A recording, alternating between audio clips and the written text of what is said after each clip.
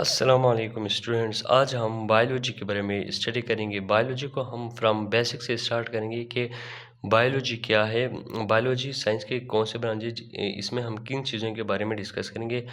ये एक basic class है बायोलॉजी के बारे में, इसमें हम वो पूरा डिटेल देखेंगे। तो चलिए स्टार्ट करते हैं। फर्स्ट ऑफ ऑल हम बायोलॉजी के वर्ड ही को देखेंगे कि बायोलॉजी के वर्ड कौन सी ज़बान से निकले हैं और वो किन अल्फाज का मजमूआ है। ठीक है, बायोलॉजी के लफ्ज़ बायोलॉजी ग्रीक ज़बान, ग्रीक लैंग्वेज का एक लफ्ज़ है जो दो लफ्ज़ों से मिलकर बना है। एक है बायो, दूसरा है लोगोस। बायो ग्रीक वर्ड में कहते हैं, ग्रीक लैंग्वेज में बायो लाइफ को कहते हैं और लोगोस स्टडी। सो मतलब लाइफ के बारे में पढ़ने को हम क्या कहते हैं, बायोलॉजी। बायो मतलब life, logos means study. So biology is the study of life. बिल्कुल आसान, मतलब दो लफ्ज़ों से निकला है, एक मनी है लाइफ, दूसरे का मनी है पढ़ना, स्टडी। मतलब ज़िंदगी के बड़े में पढ़ने को हम बायोलॉजी कहते हैं।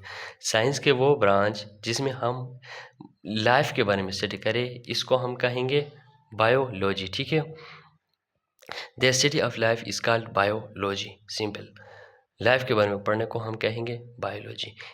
इसमें हम एक चीज़ के बारे में डिस्कस करेंगे, वो है लाइफ, कि what is life.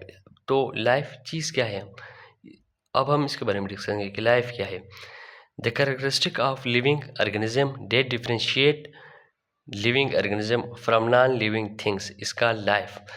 Living organism के वो खसूसियात जो इन्हें नॉन लिविंग बेजान चीज़ों से डिफ्रेंशिएट करें, मतलब लिविंग ऑर्गेनिज्म के वो खसूसियात जो इन्हें नॉन लिविंग ऑर्गेनिज्म से अलग करे, इसको हम क्या कहते हैं, लाइफ।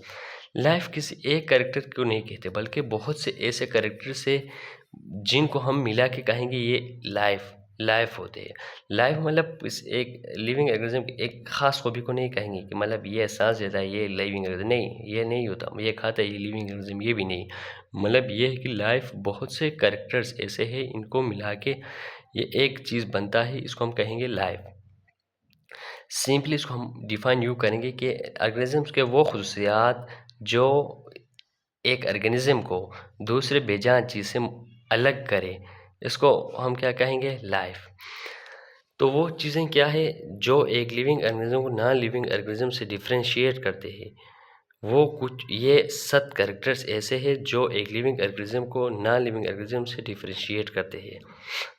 इनको हम क्या कहेंगे, basic character of living organism. मतलब एक लिविंग ऑर्गेनिज्म के ये बेसिक कैरेक्टर है, मतलब ये हर एक लिविंग ऑर्गेनिज्म के अंदर ये सात कैरेक्टर ज़रूर होंगे। अगर इनमें से एक भी नहीं होगा वो लिविंग ऑर्गेनिज्म नहीं होगा। ठीक है, ये सब हर लिविंग ऑर्गेनिज्म में ज़रूर और ज़रूर होंगे, और ये सब मिलके एक चीज़ बनाते हैं, इसको हम कहते हैं लाइफ। इन सब के मजमूए को हम लाइफ कहते हैं, और इस लाइफ के बारे में स्टडी करने को हम बायोलॉजी कहते हैं। ठीक है, तो अब हम स्टार्ट करेंगे इन कैरेक्टर्स को, इन basic character of living organism को फ्रॉम पॉइंट टू पॉइंट और डिटेल के साथ। ठीक है, फर्स्ट ऑफ ऑल है ऑर्गेनाइजेशन। व्हाट इज़ ऑर्गेनाइजेशन, मतलब एक ऑर्गेनाइजेशन मतलब वो लिविंग ऑर्गेनिज्म क्या होंगे, सेल से बनेंगे। ऑर्गेनाइजेशन का मतलब है they made up of cell, या एक सेल से बनेंगे या एक से ज़्यादा सेल से बनेंगे। माइक्रो ऑर्गेनिज्म जैसे कि बैक्टीरिया आप जानते हैं कि एक सेल से बनते हैं, और दूसरे हम और दूसरे plants animals million billion number of cell से बनते हैं, मतलब वो सेल से ज़रूर बनेंगे। ठीक है, चाहे एक हो या एक से ज़्यादा। दूसरा है मेटाबॉलिज्म, वो इनमें मेटाबॉलिज्म का प्रोसेस ज़रूर होगा। मेटाबॉलिज्म का मतलब होता है आसान ज़बान में न्यूट्रंट्स से एनर्जी लेना, मतलब जो न्यूट्रंट्स हम इंटेक करते हैं, मुख्तलिफ फूड्स हम खाते हैं, यानी न्यूट्रंट्स फूड, इन फूड्स हमारे अंदर क्या होते हैं, एनर्जी लिए जाते हैं, इस प्रोसेस को हम मेटाबॉलिज्म कहते हैं। तीसरा है हमारे साथ ग्रोथ, कि ग्रोथ क्या होती है, ग्रोथ का मतलब बढ़ोतरी, मतलब साइज में इंक्रीज होना। अगर एनिमल्स मेटाबॉलिज्म का एनर्जी ले, इनके नतीजे में इनमें तीसरा चीज़ होता है वो है ग्रोथ, वो साइज में इंक्रीज होते हैं। चौथा है हमारे साथ होमोस्टेसिस। होमोस्टेसिस भी दो चीज़ों से, दो लफ्ज़ से निकला, एक है होमो, दूसरा है स्टेसिस। होमो के मतलब है सेम, स्टेसिस मतलब स्टेट, वो अपने स्टेट बरकरार रख सकते हैं, मतलब ऐसे स्टेट अपने एक्सटर्नल इन्वायरमेंट या इंटरनल इन्वायरमेंट में चेंज आने के बावजूद वो अपने वो स्टेट बरकरार रखेंगे।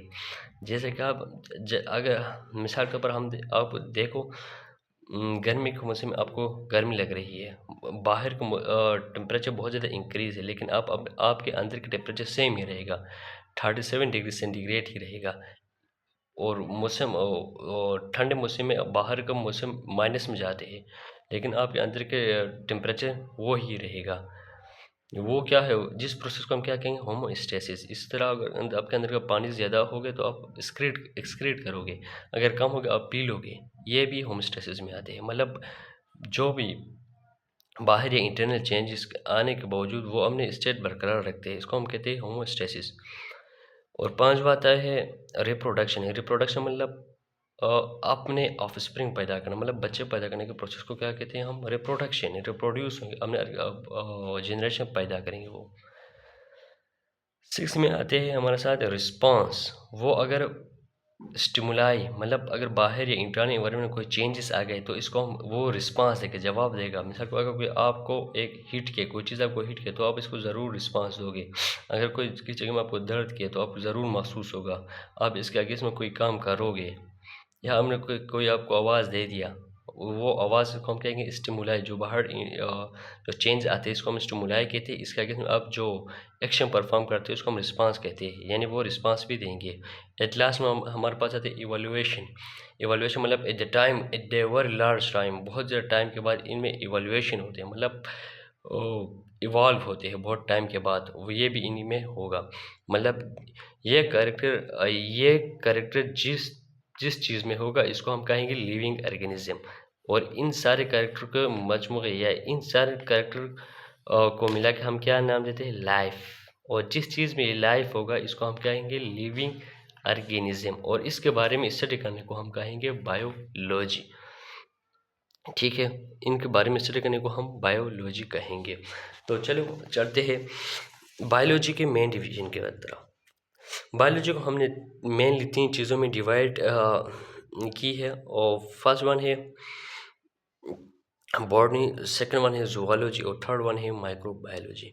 बायोलॉजी को साइंटिस्ट ने 3 मेन डिवीजन में डिवाइड की है कि मतलब इनमें हम किन चीज़ों के बारे में डिस्कस करेंगे। ये मेन डिवीजन आसानी के लिए की गई है, मतलब फर्स्ट ऑफ ऑल ये मेन डिवीजन है और फिर इनको मज़ीद ब्रांचेस में डिवाइड की गई है, मतलब आसानी के लिए, अपनी आसानी के लिए बनाई गई है। डिवीजन में सबसे पहले आते हैं बॉटनी, और सेकंड आते हैं जूलॉजी, और थर्ड वन आते हैं माइक्रोबायोलॉजी। तो चलिए स्टार्ट करते हैं कि बॉटनी क्या होती है। Botany is the study of plant. In botany we discuss about plants. Botany में हम प्लांट्स के बारे में पढ़ेंगे। जूलॉजी में हम एनिमल्स के बारे में पढ़ेंगे। और माइक्रोबायोलॉजी में हम माइक्रो ऑर्गेनिज्म के बारे में पढ़ेंगे। यहाँ प्लांट्स बॉटनी में, यहाँ एनिमल्स और यहाँ माइक्रो ऑर्गेनिज्म।